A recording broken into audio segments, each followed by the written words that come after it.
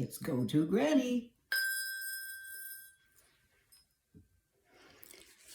I've got a sweet little book on Halloween to read to you today. This book is written by Trudy Strain Truitt, and the publisher is the Children's Press, which is a division of Scholastic. Let's see what it's all about. It is Halloween night. Are you scared of ghosts and goblins? Are you excited by costumes and candy? Maybe you are feeling a little of both.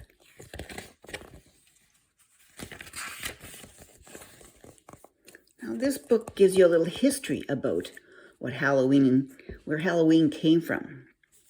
So the Celts, which is a group of people, they lived in Western Europe about 2,000 years ago. They thought that the spirits of dead people came back to life on October 31st. And this picture is about the remains of a Celtic house in Scotland.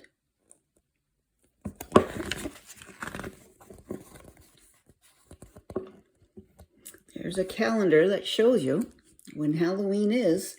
The Celts put out food and drinks to welcome the ghosts. They also lit bonfires and danced and dressed in costumes. As time passed, October 31st became known as Halloween. Now, you see this calendar, that's 2007. And October the 31st, Halloween was on a Wednesday that year. Well, let's see here. I've got a calendar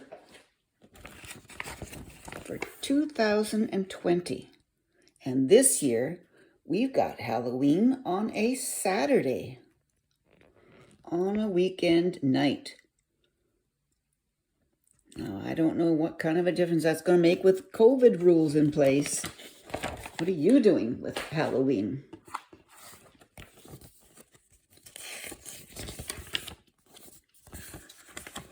The custom of carving pumpkins into jack-o'-lanterns comes from an Irish folk tale. The Irish are relatives of the Celts people.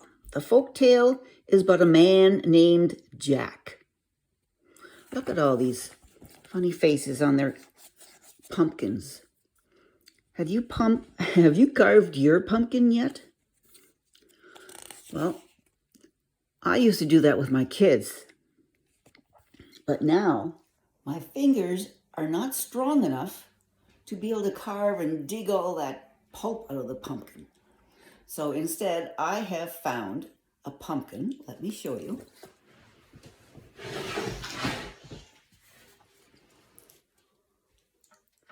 That I don't have to carve. Doesn't he look great? Let me show you what he looks like at night.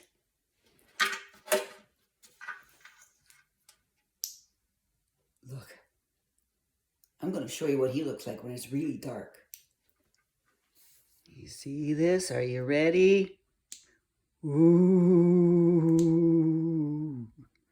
That's my pumpkin. Anyways.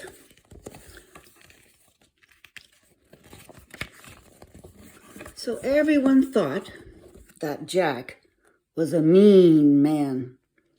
When Jack died, he was doomed to haunt the earth forever. His only light was a hollow turnip with a candle inside. So the Irish once used turnips to carve their jack-o'-lanterns. The Irish carved their own turnip jack-o'-lanterns on Halloween to keep Jack away. The Irish brought their Halloween traditions with them when they came to North America. Pumpkins were easier to carve than turnips, though, so people began using them instead. And that's a picture of a family carving pumpkins. I bet there's a lot of pumpkins being carved this week. Playing pranks or tricks eventually became part of the Halloween celebration in North America. This is a picture of children playing a prank by scaring an adult on Halloween.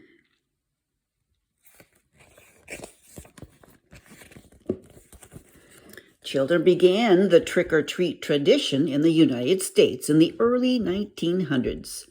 They went door to door and asked people to give them treats. In turn, they wouldn't play tricks. They called out "trick or treat" as a playful joke. That's a picture of trick-or-treating in England in the 1800s.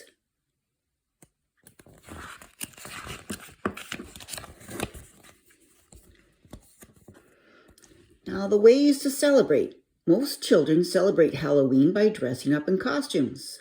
They trick or treat in their neighborhood. Some kids collect money instead of candy, and the money goes to help people in need. There's a whole bunch of Halloween costumes. Halloween parties are also popular. Party activities might include bobbing for apples or dipping your hands in monster brains, which is really green gelatin. It's also fun to make cookies in the shapes of bats, cats, jack-o'-lanterns, and witches. One tradition is to bake the seeds from your carved pumpkin. Sprinkle the seeds with salt for a crunchy treat. Is that what you do? Do you like your roasted pumpkin seeds?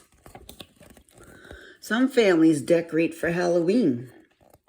They hang ghosts made of tissue paper from trees. They make scarecrows out of straw and clothing. Telling ghost stories is also a Halloween custom. Be careful.